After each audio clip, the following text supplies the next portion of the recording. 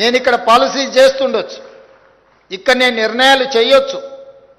సచివాలయంలో నేను ఎంత గొప్ప నిర్ణయం చేసినా దాన్ని అమలు చేసే అధికారులుగా మీరు ప్రదర్శించే చిత్తశుద్ధే ఈ ప్రభుత్వానికి మంచి పేరైనా చెడు పేరైనా. అందుకే ఈ శిక్షణ, ఈ ఫౌండేషన్ కోర్స్ 43 రోజులు మీరు ఏదైతే శిక్షణను అందుకున్నారో, అనుభవజ్ఞులందరూ మీకు ఈరోజు పాఠాలు నేర్పినరు. ప్రొఫెసర్ పాండ్ రంగారెడ్డి గారి నుంచి మొదలు పెడితే గోపాలకృష్ణ నాయుడు గారి నుంచి చాలామంది అధికారులు, జాతీయ స్థాయిలో పనిచేసిన వాళ్ళు, ప్రైమ్ మినిస్టర్ దగ్గర కలిసి పనిచేసిన వాళ్ళు, స్టేట్ గవర్నమెంట్తో కలిసి పనిచేసిన ఉన్నతాధికారులే కాకుండా ప్రొఫెసర్ నాగేశ్వర్ లాంటి వాళ్ళు కూడా మీ దగ్గరకు వచ్చి వారి వారి అనుభవాలను చెప్పడమే కాకుండా మీరు భవిష్యత్తులో ఏ విధంగా వ్యవహరిస్తే మీ గౌరవంతో పాటు ప్రభుత్వం యొక్క ప్రతిష్ట ఏ విధంగా పెంచొచ్చో మీకు సంపూర్ణంగా వివరించినరో మీరు అర్థం చేసుకున్నారని నేను భావిస్తున్నా.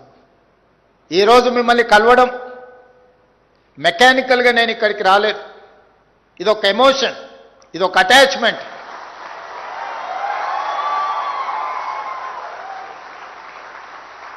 తెలంగాణ రాష్ట్ర ప్రభుత్వంలో మీరు చేరుతున్నది ఉద్యోగం కాదు, 4 కోట్ల తెలంగాణ ప్రజలతో కూడుకున్న భావోద్వేగం. తెలంగాణలో మీరు ఒక బాధ్యత నిర్వహించడం అంటే ఒక భావోద్వేగం. ఇది మీ జీవితకాలం గుర్తు పెట్టుకుంటారని నేను ఆశిస్తున్నా, గుర్తు పెట్టుకుంటారని నేను విశ్వసిస్తున్నా. అందుకే మిత్రులారా, సరిగ్గా 8 సంవత్సరాలు 26 నుంచి 34 జనవరి ఫిబ్రవరి లోపల మీలో చాలామంది ఐఏఎస్లు అవ్వడానికి అవకాశం ఉంది.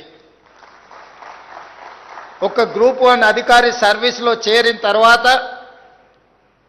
8 సంవత్సరాలు పూర్తి చేసుకునే సమయానికి మీకు ఐఏఎస్లుగా అయ్యే అవకాశం వస్తుంది.